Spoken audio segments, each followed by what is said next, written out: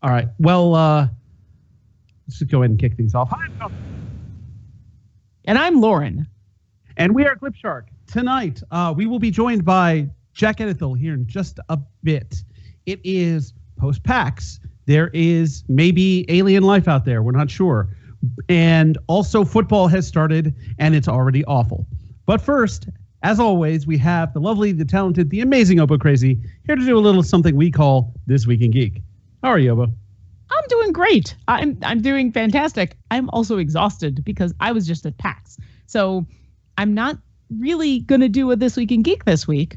I'm going to do a This Week in PAX, I guess. So we'll keep it kind of freeform, and I'll talk a little bit about some of the cool stuff that I saw just in very brief, and then we can go into more specifics as you are interested. I'll just vamp until Jenga shows up. First, I spent a lot of time in the Annex at PAX West, which was the original PAX Prime. And the Annex is basically where Wizards of the Coast has all of their fun stuff. More specifically, all of their Dungeons and Dragons stuff, which made me super duper happy all weekend long. I got a chance to play 2 different 2-hour sessions of D&D. On Friday, I played a 2-hour session of Storm King's Thunder, or some of the Storm King's Thunder stuff that's just newly released.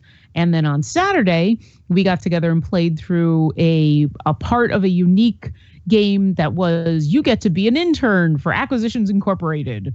And both were so much fun. I was very lucky to not only have amazing people to play with, but also we had a really good DM, and the characters that they set out for us were all pre-gens, and it was a lot of fun. The first day was I was with friend of the show, Raging Terror, Nathan. The second day, we were then joined by friend of the show, Chris McDowell, aka Sir Narvi, and the Acquisitions Incorporated game was a lot of fun. That one had a lot more humor to it. It was obviously geared towards basically everyone, but it targeted specifically people who had never played D&D before. It actually started with a little video presentation of about 8 minutes, animated in the Acquisitions Incorporated animation style, that explained all of the rules, all the basic rules that you need to play. And the character sheets were very simplified character sheets that really just was very clear about what you wanted to do, what your character was, and made it super easy to play. The people there who had never played before had no problems just jumping right in, thanks to basically 10 minutes of instruction.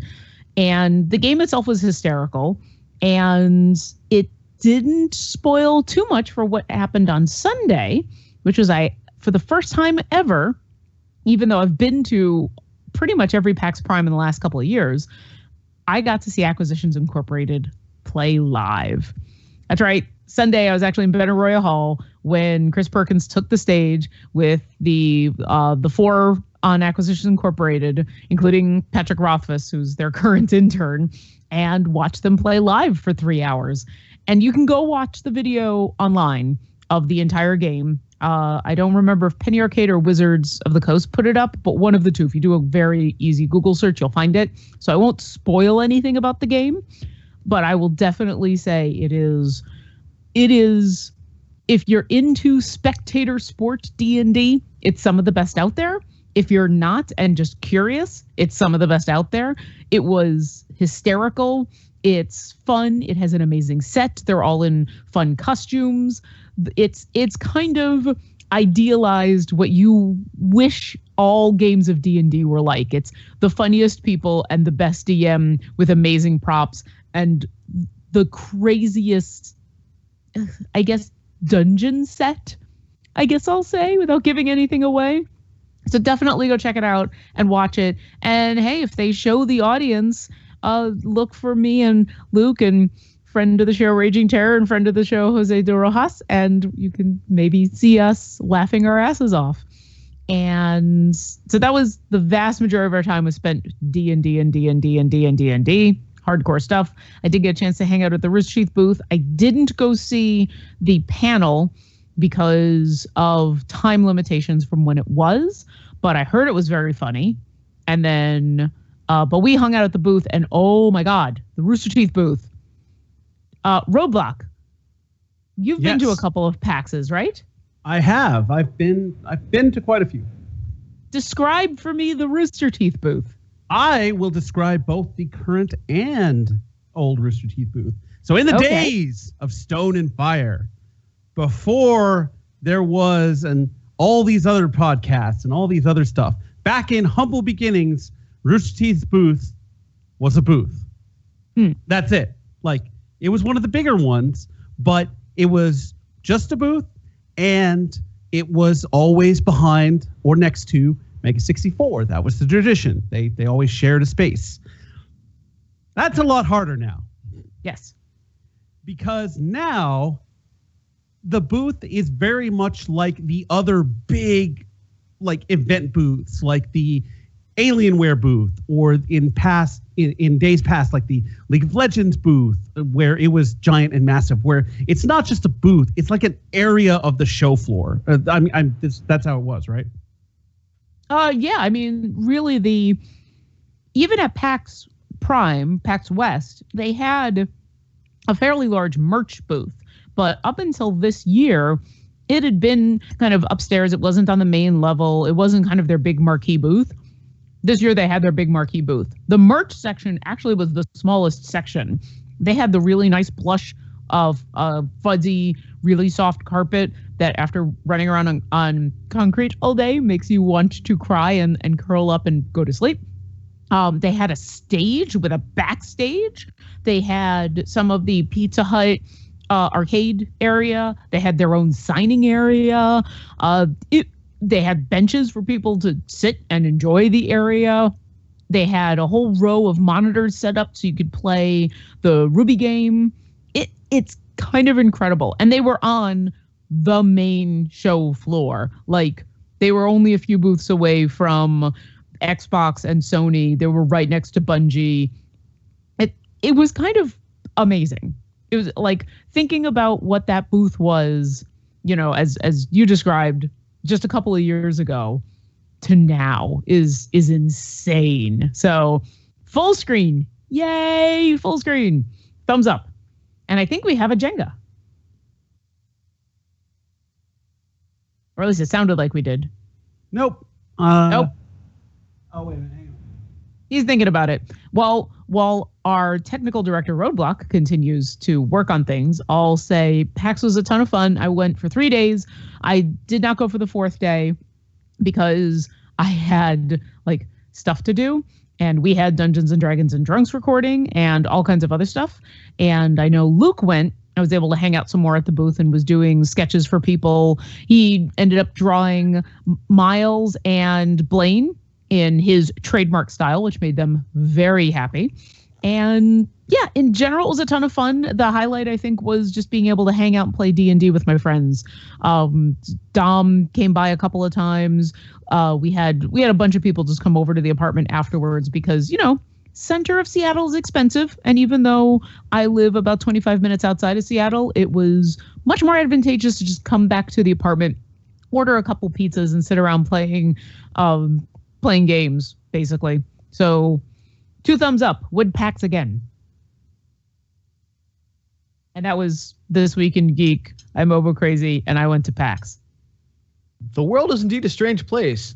And yes, I've been here the entire time. If you have a fact you want read live and on the air, you can send it to Lauren at obocrazy.com. And while you're at it, go to glibshark.com, which is full of all kinds of past episodes of classic Jenga Jam, all-time podcast, modern Glibshark, and of course, Dungeons and Dragons and Drunks. Glibshark.com, a website where stuff is. Sorry I'm late, but who would have thought that the brunch scene in Kuala Lumpur would be so amazing? It happens. Yeah. I must say I did miss you guys at PAX. I totally understand the money and the mechanics of that kind of thing, especially since both of you are much closer to other PAXs. But, it did suck to be the only Glibshark person there. Well, it's funny you mentioned that. This is actually the first year since 2010 where I haven't PAXed at all. Oh, yeah, that's right. I missed East this year. I mean, I guess if you have to pick for us between PAX and Rooster Teeth, the RTX convention, I think we'd all rather have you go to the RTX convention because, like, it is so much more focused. But, you know, PAX is still a lot of fun. And hey, D&D, all of the D&D. I mean, I remember going to PAX and the big thing to do was to stand in lines and try to play video games. And then it very quickly morphed into going to see all kinds of awesome panels. And now, like, I literally spend 4 hours playing D&D, 3 hours watching other people play D&D, and a fair amount of time just hanging out with other D&D people. We went to the Reaper mini booth and painted minis, and then Luke bought a whole bunch of minis. Like, PAX has seriously become, for me, D&D mecca. But one of the few panels I went to was Chris Perkins doing his annual Ask a DM panel, which this year was mostly just a presentation. We didn't have time for actual questions, but he did answer Twitter questions, which basically answered all the big ones. So yeah, if you love role-playing games in general and Dungeons and Dragons in specific, PAX West, I keep wanting to call it Prime, in specific has become the place to go. It's amazing. So that's like their board game heavy one. Yeah. I mean, I'm sure there's probably board game specific conventions, but Wizards of the Coast has always had a presence at PAX, but between the rise of Acquisitions Incorporated being a thing and then the just 5th edition exploding so that there are people, you know, watching all sorts of groups play D&D all the time. It's become, there was more D&D than there was Halo. Wow. Well, I mean, D&D is kind of a perennial hit. It's been around for what, like over 40 years at this point? It's been around forever. And, you know, Halo's been around a long time, but certainly video games have a waxing and a waning depending on, you know, at least with Halo, Call of Duty, even World of Warcraft and things like that have been around for forever. If there isn't new content, they don't necessarily have a you know, there was a presence there, but, you know, Wizards of the Coast just always, and then beyond the D&D, they had a huge Magic the Gathering area. They had just all sorts of stuff. But you one know, of these, go ahead. I was going to say that the idea of a board game specific convention is amazing. I can't believe that no one's ever thought to do that in Dallas every November. And also in Dallas now every Memorial Day, and out to sea. The BGG.C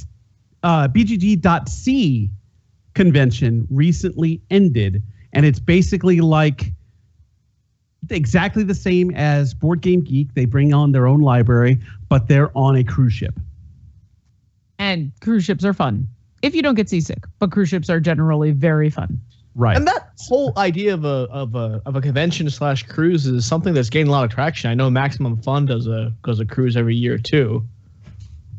Yep, and I think there's the Joko cruise every year. That's Jonathan Colton and his friends always go do a big cruise. And then before that, there was a history of Star Trek cruises of, you know, go on a cruise that happens to be the same cruise that, you know, half the Next Generation cast are having a cruise on, and there'll be panels and games and stuff. So there's it's kind of an interesting mix of get on a boat and be in a very confined space with people for a while, and then go land somewhere and go do something completely different. Like, that's appealing to a lot of people. Did you guys have any questions about PAX?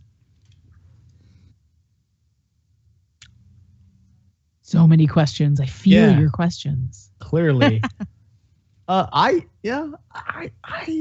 always wanted to go to West or back with Prime. And I've never really, I feel like every year something happens that makes that from happening. I don't think I want to be able to correct it anytime soon. South, however, might be a different conversation.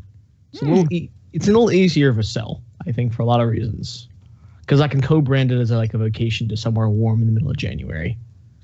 There you go. Well, and at the end is in this case. When is happening now? It's like at the end of January. It's like the 29th or something. Oh, that actually works out pretty well. It's like the weekend after my wife's birthday. So if we wanted to do a trip, I don't know if I should Fred Flintstone these kind of things though. like wife's birthday / It's the kind of thing where maybe you need to to end the sentence after the word birthday, and then just leave it at that. Well, Fred Flintstone. Well, so I always use the verb, like the word Flintstone, to describe a situation where you're trying to be in two places at once, because that was literally half the episodes of the Flintstones.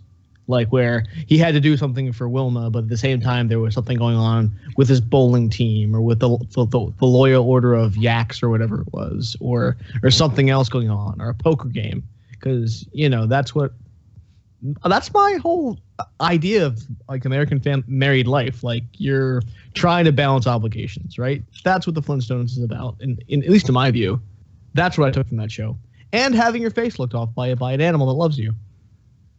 Well, I kind of like that second part, but I would like to think that I think the takeaway of balancing obligations is true to everybody in life, and certainly once you're married, that becomes there's a new dynamic. I would like to think that as a married woman, that my husband doesn't feel the need to literally double book and then lie about it and then run between two places at once. Well, I didn't say that Fred Flintstone was a very, very good role model. And really, if you talk about Fred Flintstone, you're ultimately talking about Ralph Cramton from The Honeymooners, because Flintstone is... he started off as a derivative character, but I think he developed his own kind of thing to the point where more people probably know who Fred Flintstone is than know who Ralph Cramton is, I would guess. Probably. And they both endorsed smoking. They both had smoking commercials. Oh man, that black and white Flintstones commercial where they're just enjoying that smooth tobacco flavor. That is a product of history that I will never get tired of watching people discover. Wait, cartoons did what? Smoking. Smoke. Oh, the American pastime. So I have some news. Oh? So it's kind of a good news, bad news situation, right? So the bad news is, as you can imagine, with the football season starting, we haven't renewed the Glib Shark Dungeons and Dragons and the D&D for Jocks League. I just decided that I wanted to focus on the one league that I'm in, which is the league that I'm in for my church. And my team's name is actually the Buffalo Beagles. Of course, Buffalo for my wife and Beagles for my pet dog. And there's a picture of my dog on the page. Aww. But however, our league is a league of mind games. So sure enough, I found that one of the teams in our league is named... Oh, we changed it. Never mind. Oh, that guy. Never mind. That sucks. We had a team named Glib Shark. What? Now it's A-Town. I think it's A-Town OG. But yeah, Abington OG. Yeah, so I think he did it just to mess with my head a little bit. Yeah. Claim the name before you could? Cause I never named my team Glib Shark. I don't think I ever have. And last year I had to one of the rival guys named their team Late Night Jenga Jam. So I didn't bother acknowledging it. But, oh man, Christy, I think I threatened to and now it's A-Town OG, I think, for Abington, which is the town that this guy lives in. And it's a picture of Kanye West looking none too happy. So, oh man, there goes my plan to sort of cover his team. I was actually going to do recaps of his team every single week, talking about how the Glib Shark team's doing. Let's see. Yeah, they have Joe Flacco as a quarterback, Robinson, Des Bryant, Rawls, Latavius Murray, Travis Kelce, Tyler Lockett, Stephen Hauschka, and the Green Bay defense. So that team may or may not go places. Still, I feel like I've been robbed. I've been robbed the opportunity to follow Christie's team through the thrill of victory and the agony of defeat. So you could still rename your team to Glib Shark. But then my dog would be brokenhearted. Well, you could still leave the picture up of the team as your dog. Oh, the team mascot? Actually? Yeah. Yeah. Why not? I will see. I guess I'll talk a little bit about my fantasy team if anyone is curious about it. So I know nothing about the ball of footing. Oh, you'll be happy, Lauren, because I have two Seahawks on my team. So I hear us Seahawks have a very good football team. So I keep hearing. So Christine Michael, a running back, and Russell Wilson, quarterback. I think I'm saying that right. It's a quarterback. So I have two Seahawks. I have Ezekiel Elliott from the Dallas Cowboys, which, if you know me and you know what team I support, you know that took quite a bit. But this guy's feast or famine. I feel like he's either going to be a beast or he's going to get caught in like a dispensary and suspended for half the league or for half the season. Dude named Alshon Jeffrey from Chicago, Corey Coleman from Cleveland, DeMarco Murray, Deshaun Jackson, and Jeremy Maclin, for all former Eagles with different teams. Current Eagles, Zach Ertz as a tight end, and Marcus Mariota is my backup quarterback. Vance McDonald's my backup tight end. Nick Folk and Blair Walsh are my kickers, and the Los Angeles Rams are my defense. And I feel like subconsciously I must have picked it because it's the first time in history of any fantasy football that someone can say the Los Angeles Rams are your defense. And then the Bills are my backup defense. So I want to make sure I got a Buffalo representation in there. So that'll be the official, unofficial Glib Shark team that will follow once in a while. Sounds good. You'll have to keep us at least semi-updated, mostly on the Seahawk players, because that's all I really care about.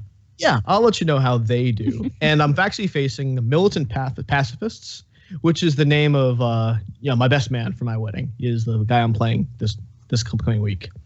So out of curiosity, I don't want you to go too deep into too many specifics, but you mentioned offhand that there is a player on your team who could either be awesome or is going to be basically fined and ejected for doing illegal stuff. So that happens. Football players are dumb.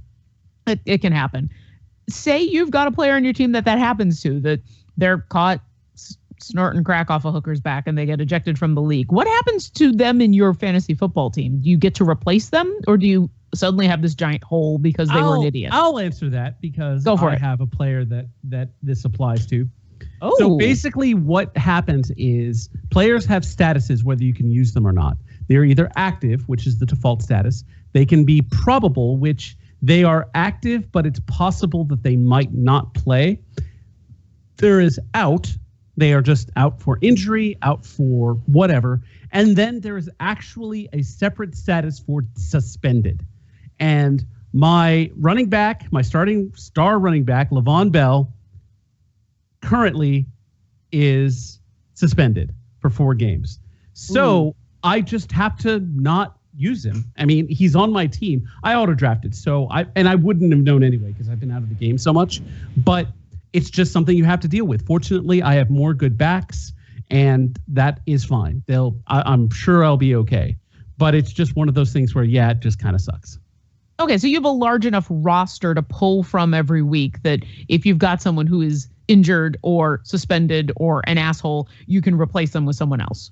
Mm-hmm. Exactly. Okay. Yeah. That makes sense. Essentially what happens is you get for offense, you get a certain amount of positions you can have, like for starters, like 3 wide receivers, 2 running backs, 1 quarterback, 1 tight end, and then 1 kicker. And then you have a bench that can usually be 6 people deep or 7 people deep, depending on the rules of the league. And it's your job, as a manager, you're kind of like a GM, to sort of figure out who to start, who to play based on predictions for the matchup, which may or may not come to be. Okay. That makes sense. I mean, I kind of knew some of the very general bits about how that works, but I've never actually played because I don't know much about football, and I would be that dumb person who auto drafted and didn't really do anything with anything but dumb luck, and then would win and would piss everybody off. So I tend to avoid doing that. So that's super interesting. Roblox, do you know why your guy got suspended for 4 games? Substances. God damn it. Football players, stop taking drugs. Go do advertisements like Mr. T and tell kids to not do drugs and stay in school and drink your milk. Every time you do drugs, you get haunted by the ghost of Nancy Reagan. And she is that ghost from Ghostbusters that just spews ectoplasm at you. Like, she's not a gentle haunting. She is a scary ass haunting. And dirty.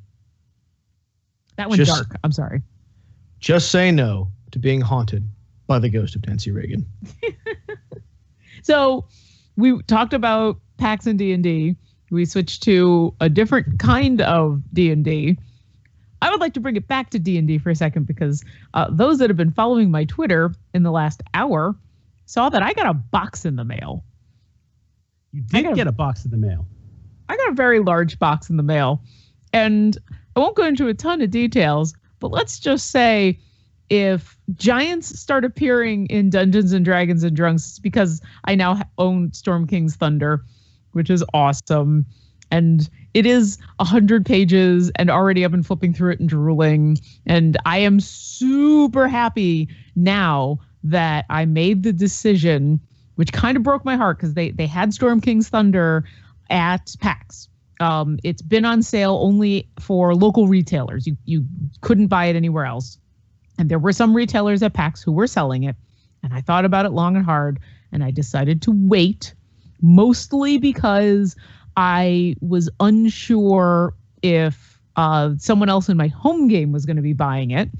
And so now I own it, and I'm super happy. Also, this box came with, like, I have never received anything that is actually wax sealed until today. And I got 2 things that were literally sealed with wax and I guess a signet ring, because that's what you do. But I stood there looking at this stuff, and then I looked at Luke and said, I don't want to open anything because it's too pretty. So yeah, I am super, super duper happy. I did eventually open stuff because, I did want to read scrolls and things, but oh my God, I now need to get a wax set and do like wax sealing of stuff because it's awesome. And now I feel like Travancore has to seal all of his correspondence in a fancy wax. Yes. I'm just going to retroactively say he's been doing that. You should, for anyone who hasn't listened to the most recent Dungeons and Dragons and Drunks, the recap episode, stick around for the end, for the Travancore section that some people may find disturbing. Or awesome. Or super awesome. Or super awesome. Listen, so for those that listen, we did the recap episode specifically because it's the end of one chapter. We're starting a new chapter. The hardest part about getting people into a D&D podcast, video, whatever, is that D&D games tend to run longer than your standard video content. If TV shows are half hour to an hour, if online content tends to be 5, 10, 15, 20 minutes, D&D games are easily 2, 3, 4, 5 hours long. Critical Role on a regular basis is a 5-hour endeavor. Heroes and Halfwits, their episodes are an hour and a half to 2 hours. I mean, it's rare to find D&D that is short unless it is super heavily edited. So getting people into an established D&D podcast can be difficult because when they say, well, where should I begin? Your impetus is to say at the beginning. And right now, Dungeon Drunks has 34 episodes, and that's probably 40 to 50 hours worth of content. So we thought now was a really good time to do a recap. So anyone who wants to jump on can listen to the recap and jump right in, and then take some time if they want to go through our back catalog. And I will say this, all I asked of the players is I said, I want you as your character to give me a recap of the last 30 or so episodes. That's literally all I said. I said, just be in character. Give me a recap. And I was floored by, I really shouldn't have been too surprised because you guys are amazing, but I was floored by the variety of information I got about the styles. Were completely different styles from people. You guys focused on completely different aspects. Carlton goes first simply because he's really the only one who gives a blow-by-blow, which is awesome and totally makes sense. And then, yeah, you guys just, Bernie has a rant about poo in the middle of hers, which is amazing. Yeah, she killed it on hers. Yeah, Jonathan, your whole bit at the beginning about people listening to you and you clearly you're just thinking these thoughts is awesome. And then, yeah, Travancore writes. I'm just gonna say Travancore writes. So yeah, definitely go listen to it. I will say, and I guess you guys get a little bit of advanced warning on this since I've just made this decision. If at any point during D&D, if one of my characters writes a letter and seals it with wax and some sort of symbol, and they have a sealed wax thing, I am totally giving that person advantage on their next roll.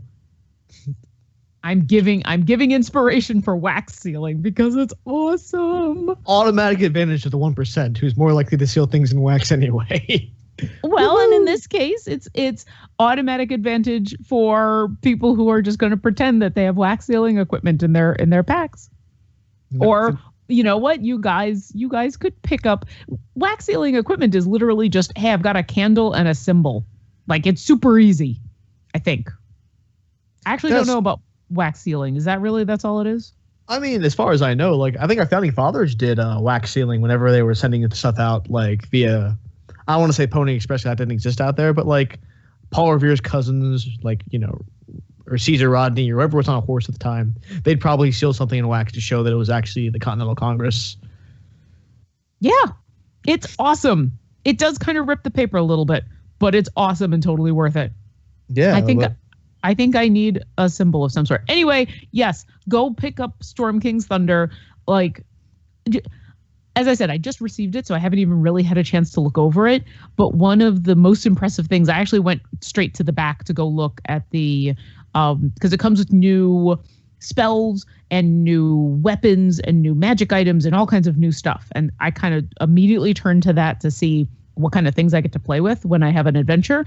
And so whenever you buy a published adventure from Wizards of the Coast, there's always a ton of NPCs in there who are important to the story. And they usually have a stat block because often if you've got an important NPC, you're going to get into a fight. Not only were the stat blocks really nicely laid out, but this time they've got pictures of the character. So actual images of the character with that stat block, which makes it so much easier to kind of reference back to who you're talking about. It is awesome. Rad. Yes. Jonathan, I gotta say, I'm surprised. Oh, I don't know if I'm surprised that you were disturbed by my entry. It's more like it speaks to Travancore's intentions. So I can't, obviously I'm not going to transfer this to my character because my character is wholly separate from me.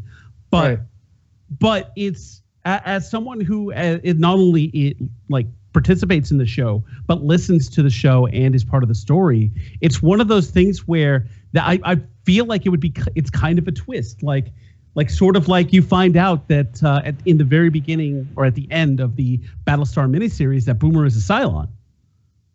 It's along those lines. So I'm like, all right. And it puts the characters in an interesting position, the players in an interesting position, because as people who listen to the show and as people, you know this, but as characters, you can't acknowledge it at all because you have no idea.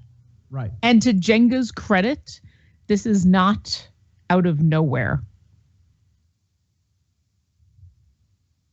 And that's all I'm going to say. It was not, he did not just make that up on the fly. That was not something. Oh, I see. So he created this character with some of these ideas in mind.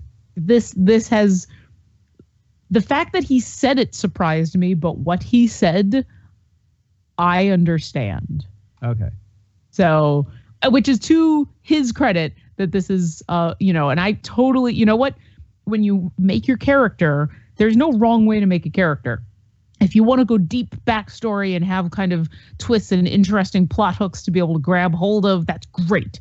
If you just want to come up with a name and roll with it and make up stuff as you go along, that's great. Like, either way is kind of awesome. So, yeah.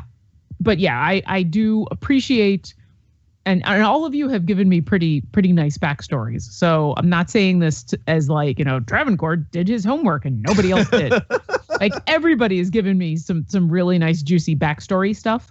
But like, the fact that, like, there was actually one thing in there that did surprise me, but it was a fairly minor thing. And I won't mention it just in case. But like, the thing you're talking about, Jonathan, that I'm pretty sure you're talking about, did not surprise me because it's part of his backstory that I know about, just like I know about all of you in very interesting ways.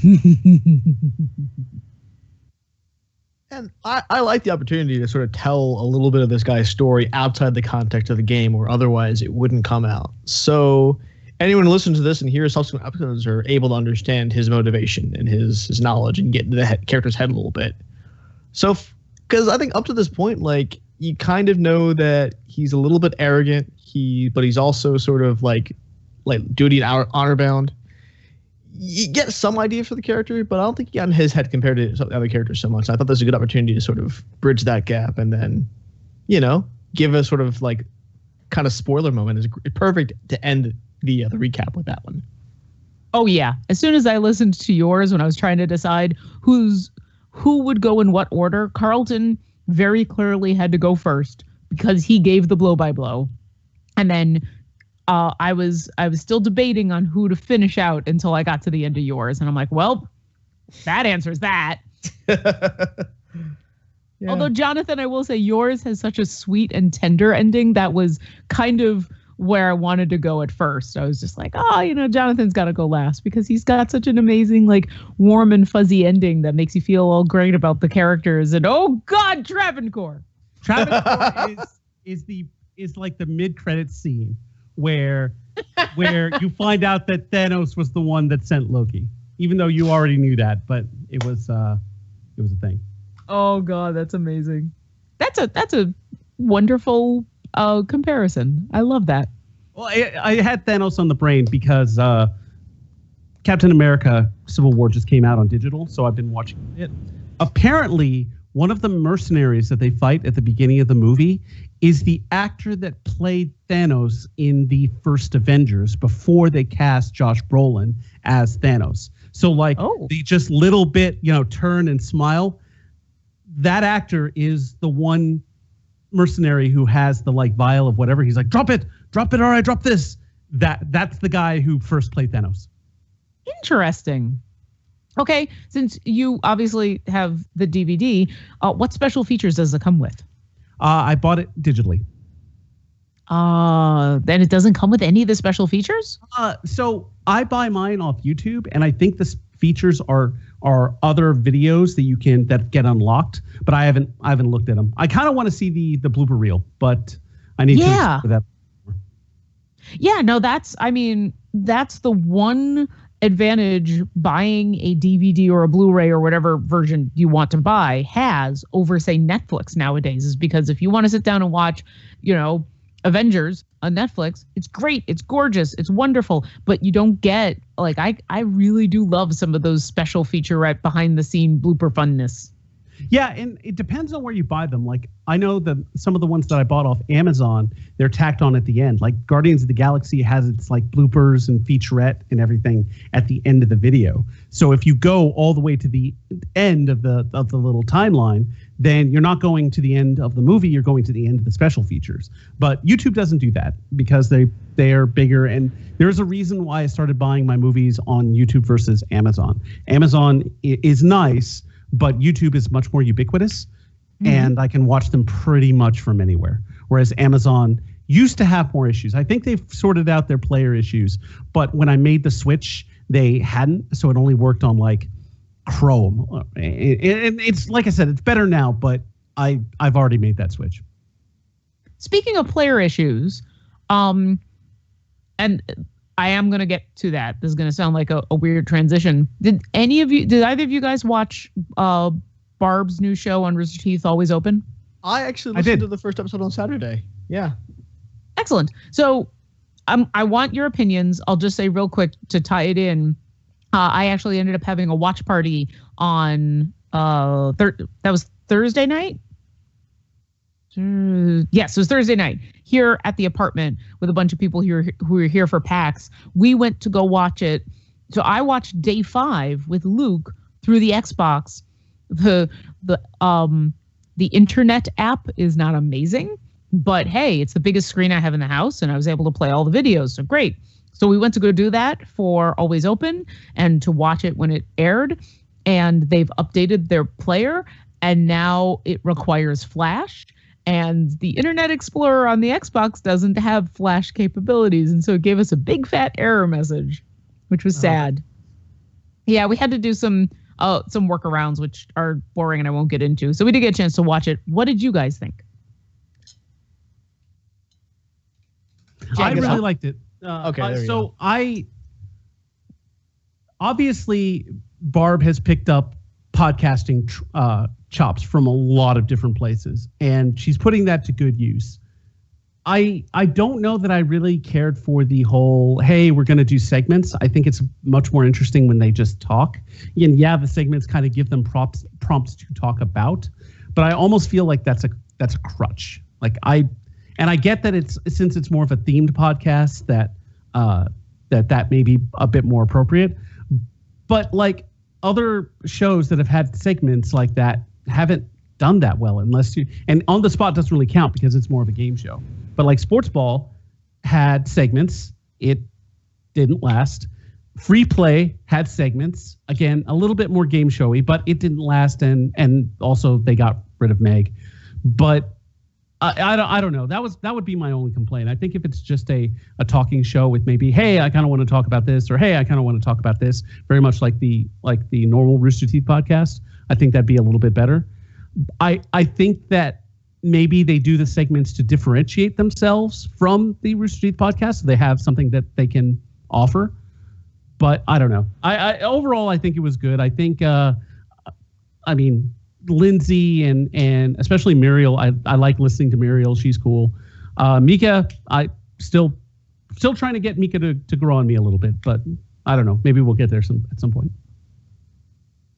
So I think that with any kind of show, no matter what kind of podcast it is, it takes a time for it to find its groove. I mean, I think if any the example that comes to my mind is Star Trek: The Next Generation Season 1, right? It took that show a while before it started to click, right? Like they had misfires, the cast is still feeling each other out, the writing staff is still feeling each other out a little bit. You end up with, some bumps along the road. And Barb's been doing this for a long time. She's been working for Rooster Teeth, 4 years now?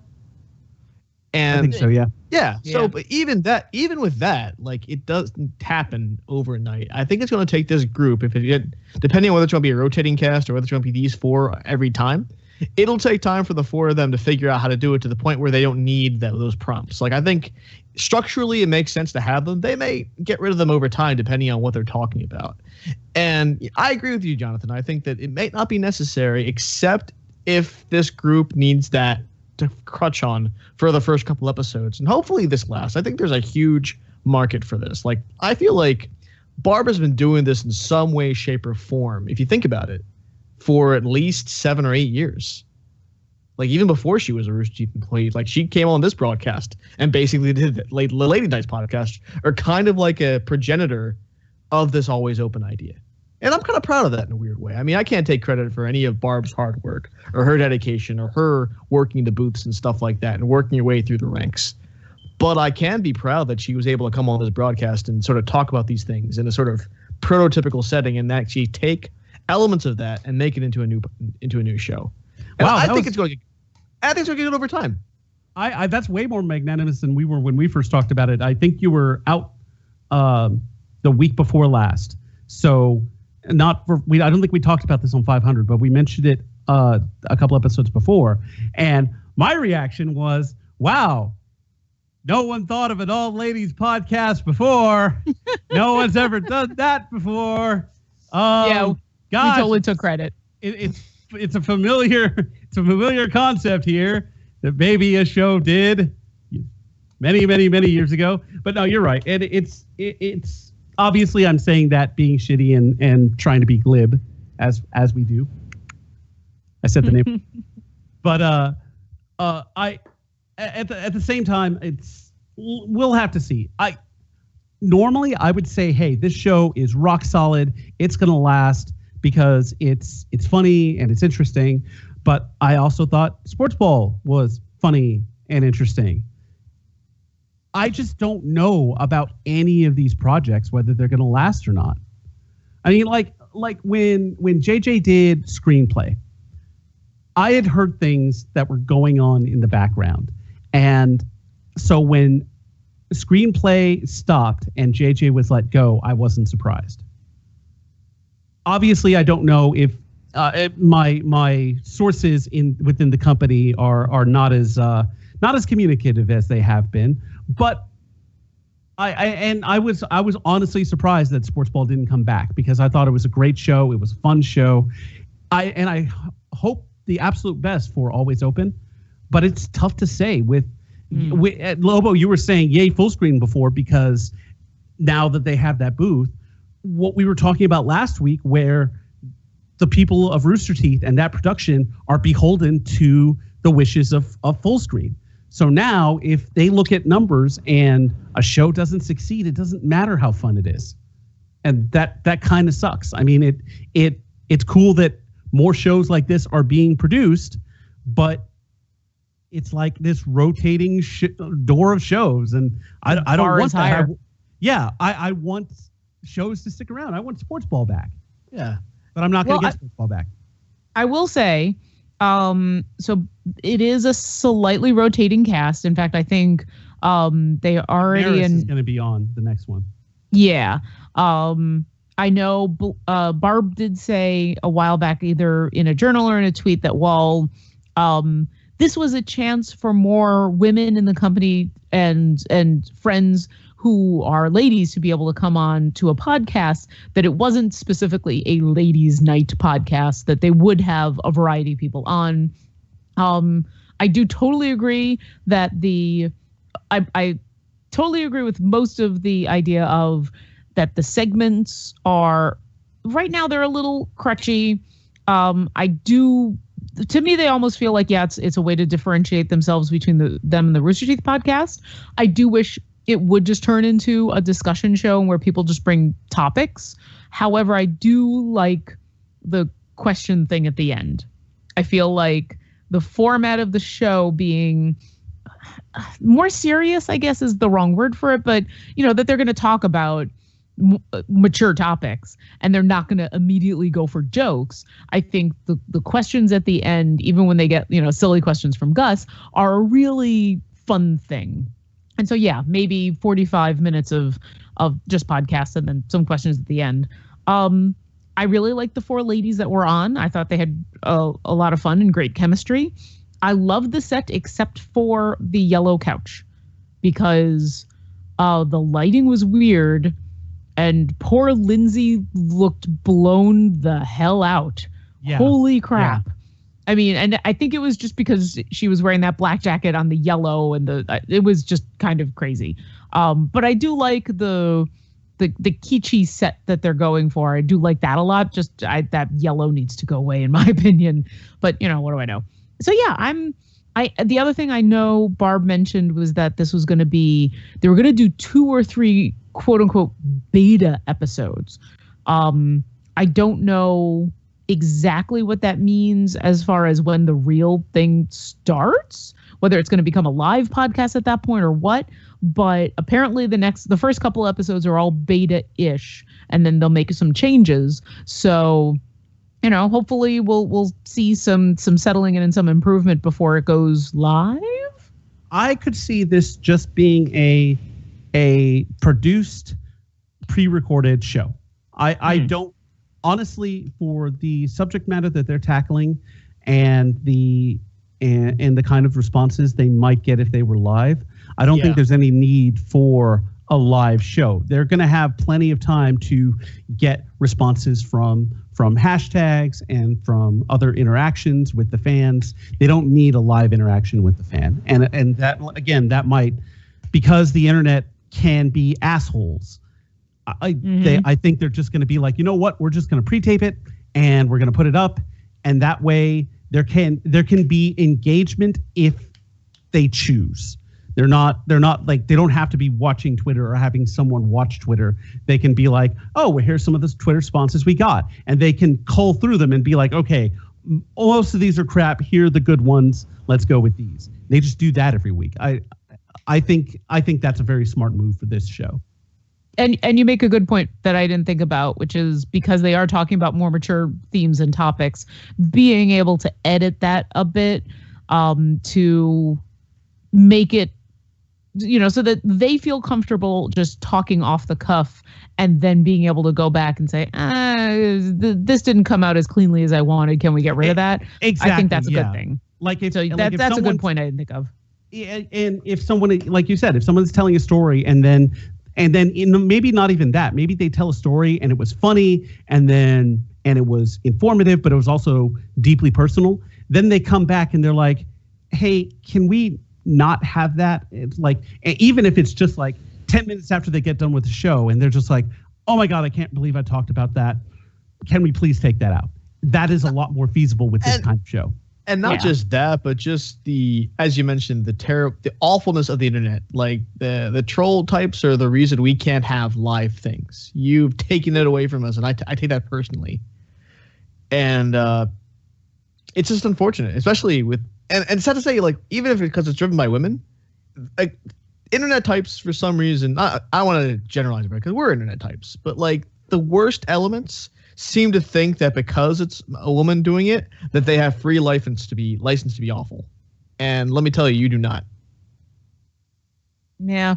It's a sad fact of the internet. Although, in fairness to everybody on the internet, being a woman just gives those awful people what they think is an easy target.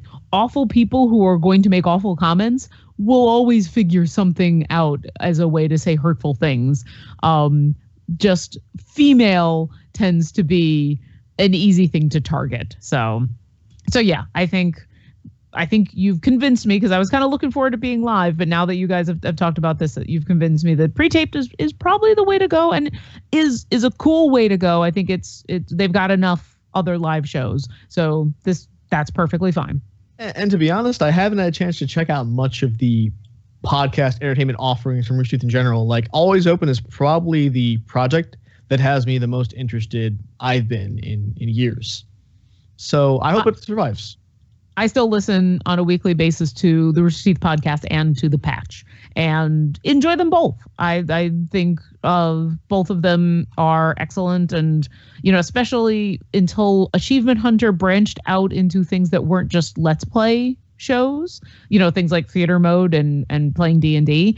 The Rooster Teeth podcast was the only way I got my fill of some of those Achievement Hunter guys, because I don't really watch their Let's Plays. So I'm glad to see more of that kind of content for people to get on. And Barb has said she's going to try to entice people who are not normally on other content. So we may see Rooster Teeth people that we don't normally see, or who who don't get a chance to be on other podcasts because of whatever. So I'm excited. Wow. And you can always come on our podcast. That's true. If this whole thing doesn't work out, like, Barbara, everybody at the door is always open to come on Glib Shark and to have fun with us. And I feel like we should bring somebody in at some point sooner rather than later. Like, we may be off topic every once in a while, but eventually we patch up the conversation. Yeah. Our sound producer is Jonathan Livingston Cerna. I have the most giant grin on my face right now because I caused everyone pain. He's become me. I think over the past year or so, like, the pun crown is passed from me to you. I've actually gotten better because I have somebody telling me now, like, how much pain she's in because of my thing, and I've actually made a conscious effort to scale back. Oh, if I got that from anyone around me, it would decrease. It would be tenfold.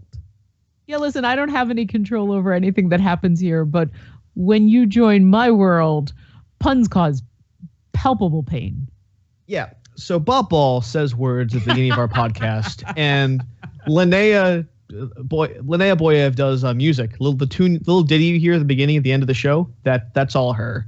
So on behalf of Lauren, Jonathan, and the entire Glib Shark staff, this is Jack Edithil saying good night, good health, and stay snarky, my friends. Ah, you said the thing. I did. Oh, man. Stop these